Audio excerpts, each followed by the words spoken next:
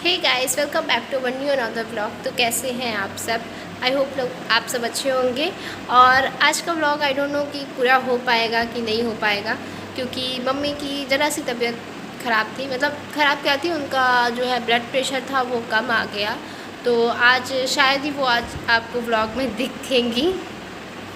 कोशिश रहेगी कि उनकी तबीयत जल्दी से ठीक हो जाए, बट आज जो होता है देखते हैं क्या होता है। खैर, मुझे अभी अपनी कॉपी किताब निकालनी है, और क्योंकि अब जो है एंट्रेंस एग्ज़ाम की तैयारी करनी है, तो इस वजह से मैंने सोचा कि अब पढ़ाई स्टार्ट कर देते हैं। वैसे भी बहुत दिन हो गए हैं, पढ़ाई से काफ़ी दूरी बना ली गई है।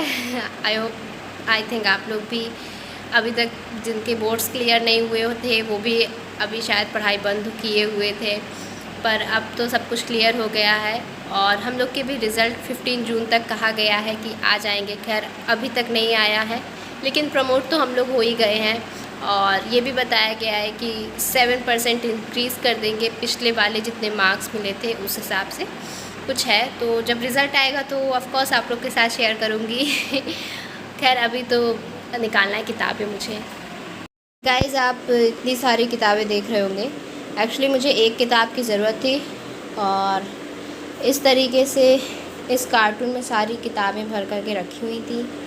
बट जैसे ही मैंने इस कार्टून को खोला, मैंने देखा यहाँ पे चूहों ने क्या किया हुआ है। इसके अलावा इतना ही काफ़ी नहीं था, यहाँ चूहे के बच्चे भी हुए हैं। तो मैं अभी आपको कैसे दिखाऊँ, शायद दिख जाए कैमरे में। दिख रहा है? ये निकल रहे हैं यहाँ इतने सारे। लगता है उनकी माँ कहाँ है पता नहीं, उनकी माँ नहीं दिख रही, पर बच्चे हैं और बेचारे कैसे बच रहे हैं। तो यहाँ पे आप देखिए कि कितने सारे चूहे के बच्चे हैं। मुझे अभी 3 ही दिख रहे हैं, पर पता नहीं कितने हैं। मम्मी को बुलाना पड़ेगा, क्योंकि अब ये मेरे बस के बाहर है, मैं नहीं हैंडल कर सकती ना, मुझसे देखे जाते हैं। मुझे बड़े अजीब ही लग रहे हैं। अरे रे। तो गाइज़, अभी मेरे को नहीं समझ में आ रहा मैं इनके साथ क्या करूं, क्योंकि मम्मी ऊपर गई हैं अभी आराम करने, और उनकी तबीयत भी ठीक नहीं है। पर अभी मैं फ़िलहाल इनका क्या करूं, और जो मैंने इतना सारा कुछ फैला के रखा हुआ है इसका क्या करूं बग़ैर मम्मी के। कहाँ से समेटूं, और इन चूहों के बच्चों का क्या करूं। अगर बाहर छोड़ के आऊँगी तो जो बड़े होंगे तो हमारे घर आ जाएंगे, और अगर बाहर नहीं छोड़ूंगी तो कहाँ छोड़ूंगी। मैंने यहाँ पे कुछ आलू एक्स्ट्रा मंगा लिए थे लॉकडाउन की वजह से, जो कि अब ख़राब हो रहे हैं। तो इनको मैं प्रिया से ऊपर डलवा दूँगी हवा में, ताकि ये ख़राब ना हो। तो प्रिया ऊपर आलू लेके जाएगी तो मैं इसे डलिया में निकाल के दे देती हूँ।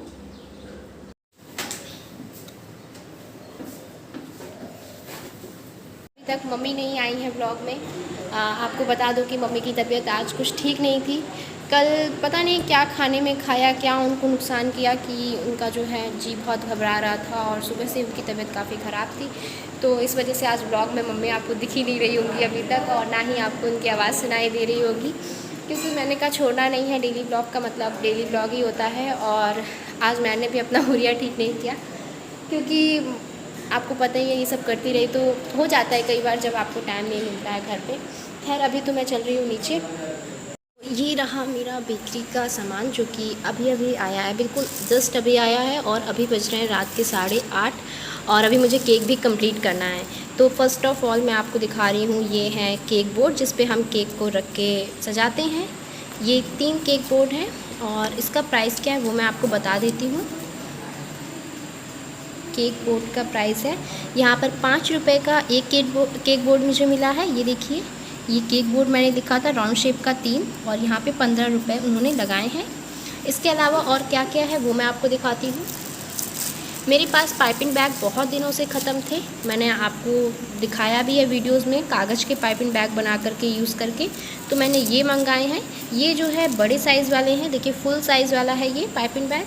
तो इसका क्या प्राइस लगाया है उन्होंने, देखते हैं। ये पाइपिंग बैग 20 पाइपिंग बैग मुझे मिले हैं 60 रुपये के। डैट मीन्स एक पाइपिंग बैग हमारा हो गया 3 रुपये का।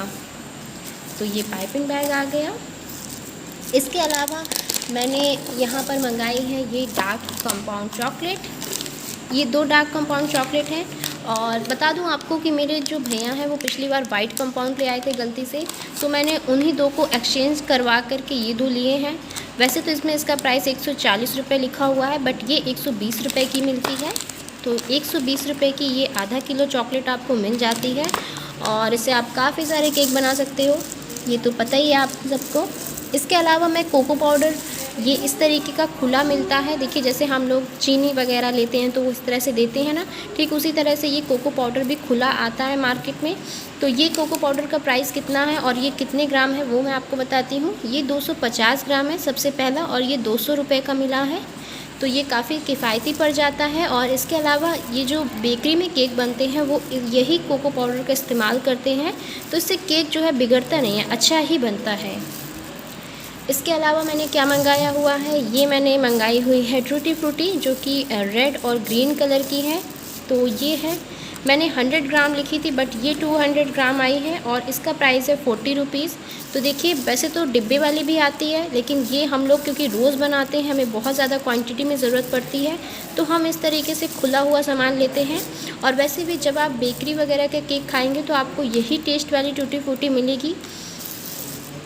तो ये मंगाया मैंने। इसके अलावा एक अमूल का क्रीम मंगाया है, तो ये तो घर के यूज़ के लिए है, मैं केक में वैसे ख़ास तौर पे ये इस्तेमाल नहीं करती हूँ। वैसे आपको बता दूँ कि अगर आप जो है व्हिपिंग क्रीम का इस्तेमाल नहीं करना चाहते हैं तो इस क्रीम का इस्तेमाल कर सकते हैं। ये हमारी व्हिपिंग क्रीम रही। ये मैं हमेशा ट्रोपोलाइट की यूज़ करने के लिए कहती हूँ क्योंकि इसकी क्रीम सबसे ज़्यादा अच्छी होती है। और ये इसमें बर्फ़ जमी हुई है, इसको हमेशा फ्रीज़र में रखते हैं। ये 1 किलोग्राम लिखा हुआ है, यानी कि 1 लीटर की पूरी क्रीम है। और इसका प्राइस मैं आपको इसमें से बता देती हूँ। तो यहाँ पर 2 पैकेट इन्होंने 240 की लगाए हैं, डैट मीन्स एक पैकेट हमारा 120 रुपये का हुआ। तो ये हमने 2 पैकेट आज मंगाई थी, ये एक और है। इसके अलावा ये रेड चेरीज़ है जो कि ब्लैक फॉरेस्ट केक में हम सजाते हैं। और मैंने मंगाए हैं ये फ्रूट कलर, तो ये लिक्विड वाली फ्रूट कलर है जो कि मैंने सिर्फ येलो और रेड ही मंगाया था क्योंकि बाकी सारे कलर मेरे पास थे। और इसके साथ ही मेरे पास ये मैंने कस्टर्ड पाउडर भी मंगाया है। तो इस तरीके से ये कस्टर्ड पाउडर है। और ये कलर्स की मैं आपको एक बार प्राइस बता देती हूँ। तो यहाँ पर कलर मुझे मिले हैं 40 रुपीज़ के, यानी कि 20 रुपीज़ का एक कलर है। तो बस आज का यही था मेरा मेन सामान, क्योंकि सबसे मेन होता है हमारी क्रीम और चॉकलेट। इसके अलावा पाइपिंग बैग, कोको पाउडर, ये भी बहुत इंपॉर्टेंट होता है। तो ये सारा आज इंपॉर्टेंट सामान आ गया। तो गाइस सच में बताऊं तो मैं बहुत ज़्यादा खुश हूँ क्योंकि मेरे पास ये सामान नहीं था, तो मैं अपनी पसंद का कोई अच्छा सा केक बना ही नहीं पा रही थी और ना ही आप लोगों की रिक्वेस्ट पूरी कर पा रही थी।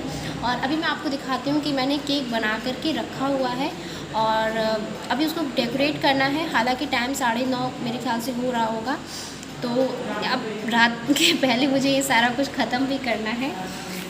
चलो देखते हैं कितनी जल्दी हो सकता है सारा काम। यहाँ पे मैं आपको दिखाती हूँ कि मैंने केक बना करके रखा था। ये देखिए, ये मेरा केक बेक हो चुका है और ठंडा भी बहुत देर से हो रहा है। और इसी का जो है आज हम केक डेकोरेट करके अच्छा सा बनाएंगे। देखिए गाइस, जैसे कि मैंने आपसे कहा था कि 9:30 हो रहे होंगे, 9:30 हुए हैं अभी और अभी मेरा केक का सामान आया है। देखते हैं क्या क्या हो पाता है, क्योंकि कभी कभी ये चीज़ें टास्क बन जाती हैं। अभी तक मम्मी नहीं आई हैं ब्लॉग में। आपको बता दूं कि मम्मी की तबीयत आज कुछ ठीक नहीं थी। कल पता नहीं क्या खाने में खाया, क्या उनको नुकसान किया कि उनका जो है जी बहुत घबरा रहा था और सुबह से उनकी तबीयत काफ़ी ख़राब थी। तो इस वजह से आज ब्लॉग में मम्मी आपको दिख ही नहीं रही होंगी अभी तक, और ना ही आपको उनकी आवाज़ सुनाई दे रही होगी, क्योंकि मैंने कहा छोड़ना नहीं है। डेली ब्लॉग का मतलब डेली ब्लॉग ही होता है। और आज मैंने भी अपना हुलिया ठीक नहीं किया, क्योंकि आपको पता ही है ये सब करती रही तो हो जाता है कई बार जब आपको टाइम नहीं मिलता है घर पे। खैर अभी तो मैं चल रही हूँ नीचे। तो गाइस आज तो हालत बिल्कुल ख़राब हो चुकी है काम करते करते, क्योंकि आज एक बहुत बड़ी रेसिपी बनाई, बहुत दिनों के बाद व्हिपिंग क्रीम से रेसिपी बनाई। और वैसे भी ब्लैक फॉरेस्ट केक की रेसिपी थोड़ी लंबी हो ही जाती है। जब भी हम केक डेकोरेट करते हैं तो केक जो है मतलब रेसिपी लंबी हो जाती है, और भी ज़्यादा लंबी तब लगती है जब आप उसकी शूटिंग करते हैं। अपने को बनाना हो इंसान को तो बहुत इजीली बना सकता है, जल्दी से बना सकता है, बट जब आपको शूटिंग करनी होती है तो और भी ज़्यादा टाइम लग जाता है। तो कुल मिला के बस यही है कि आज का ब्लॉग मैं यहीं ख़त्म कर रही हूँ। आई होप आपको ब्लॉग पसंद आया होगा। पसंद आया तो लाइक कर दीजिएगा और गर्मी बहुत हो रही है। बाय।